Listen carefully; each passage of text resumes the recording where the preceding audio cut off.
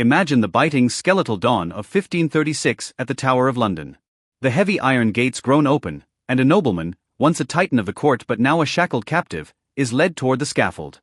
Meanwhile, deep within a palace studio, a man in his 30s stands before a canvas of wet oil, delicately tracing the final spark of that nobleman's spirit. The brush in his hand does not tremble. The gaze he captures on the linen is perhaps even more lucid, more desperate, than the man himself. This painter is Hans Holbein the Younger, destined to be remembered as the visual chronicler of the Tudor dynasty. Tonight, by the rhythmic pulse of the hearth, let us step into the true odyssey of his life. He was the eye that Henry VIII most trusted and most feared, an outsider who, amidst the sanguine storms of the Reformation, used an unflinchingly objective stroke to etch evidence of existence for countless lost souls. His life was like a mirror polished to a terrifying smoothness, reflecting the splendor, the brutality, and the absurdity of an era. This is a story of observation, of guarding truth at the precipice of death, and of a profound compassion for humanity hidden beneath a mask of ultimate coolness. The life of Hans Holbein the Younger was first kindled in Augsburg, Germany, amidst morning breezes scented with turpentine.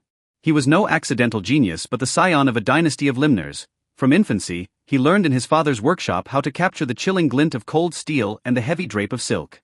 While other children played, young Holbein was already on the streets of Basel, scrutinizing the hollowed sockets of humanists. He possessed an innate instinct to filter out the fraudulent. He understood that in an age of collapsing faith, rhetoric could be forged, but the furrows of a brow and the veins upon a hand remained the undeniable honesty of the soul. In his 20s, he befriended the great Erasmus.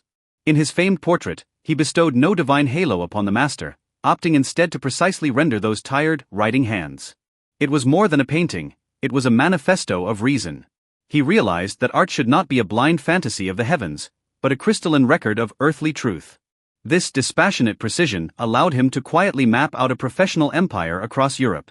Carrying a letter of recommendation from Erasmus, he left his chaotic homeland to walk alone toward the English harbor once whispered of as the edge of civilization.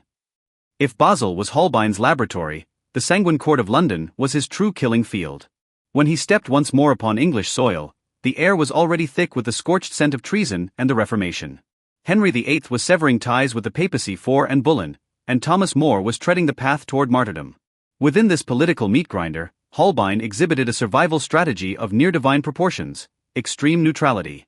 He became a fixture in More's household, documenting the family's final, melancholic harmony. Yet, shortly after More's head fell upon the straw, Holbein appeared at the desk of the new favorite, Thomas Cromwell. You must understand that while the literati of that era were busy choosing sides, Holbein was securing his indispensability by commanding the sense of the real. Every face of a statesman he rendered served as a piece of forensic evidence, cold, objective, and devoid of flattery. Even before the mercurial majesty of Henry VIII, he dared to preserve the emperor's puffy, swollen eyelids, the marks of a decadent king. This almost pathological obsession with detail forged a profound inner composure. This stillness allowed him to safeguard a patch of pure ground within his own mind, regardless of whose wings sheltered him, a world of the observer, unrelated to power, concerned only with light and shadow. In 1533, Holbein created his most suspenseful masterpiece, The Ambassadors. In the frame, two sumptuously dressed envoys stand. Center stage, surrounded by the instruments of wisdom, celestial globes, lutes, and books. Yet, beneath this zenith of worldly splendor, a distorted blurred shadow stretches across the floor. Only by leaning your body and peering from the extreme edge of the frame does the shadow reveal its true face, a massive, sickly pale skull. This was Holbein's supreme mockery of his age. He was telling the players of power, no matter how much knowledge you amass or how much land you hold, death follows you like a shadow from an angle you cannot perceive. That coldness, tossing a memento mori amidst the peak of magnificence, was the most poignant and mesmerizing aspect of his artistry. In those long surveilled years, he realized he understood the weight of life and death far better than the posturing politicians. He had sketched in Bullen and traveled across the continent to shop for Henry VIII's next bride. In his famous portrait of Anne of Cleves, he made his only minor professional compromise by slightly softening her features, a gesture that nearly cost him his head. Returning to London to see the rejected bride and the subsequent fall of Cromwell, Holbein sank into an unprecedented silence. He began to understand that the brush could sometimes wound deeper than the axe. Thus he became quieter, more focused, hiding himself entirely within the shadows of his easel. In his waning years, the face of Hans Holbein the Younger became wooden, carved by decades of tension and solitude. He watched the titans he had once painted, men who had commanded the world, fall one by one to plague, to the axe, or to oblivion. Only he remained in those frigid mornings, mixing the deepest azures and ochres. He knew that the Tudor annals might be rewritten by posterity, but the faces he left behind would remain as silent, unchallengeable testimonies. This loneliness, of seeing through the vanity of honor yet remaining a martyr for the truth, was the thickest armor of his remaining days. In his final journals, he penned his ultimate realization on observation: the eye is the window to the soul, but for a painter, the eye is the only exit leading to hell. He described a state of ultimate peace. It was no longer about satisfaction, but a surgical, clean dignity stripped of all emotion.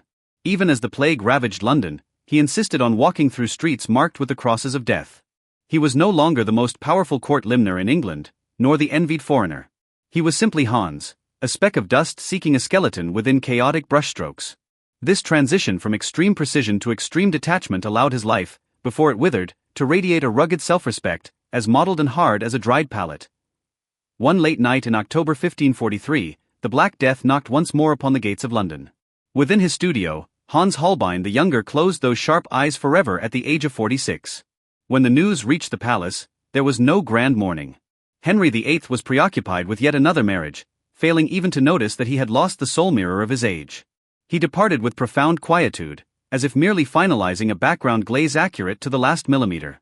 He provided the answer to the question from the prologue: was the truth worth it? In truth, the heaviest prize was not the truth itself, but the ultimate respect for human existence that remained undistorted even under the shadow of the scaffold. Do you feel it now? That sense of peace, as somber and stable as a Holbein portrait, reaching across 5 centuries. The Tudor smoke has long since cleared, the axes of the tower have rusted away. Only Holbein's solitary gamble remains in the deep midnight of history, like a cold-hued lamp that refuses to be extinguished. This is a power that does not need to roar, the finality of an observer's soul. Tonight, may you drift into sleep accompanied by the scent of ink from Holbein's works and the steadiness born of his absolute composure. The world has fallen silent. It is time for you to let go of the day's distractions. Good night.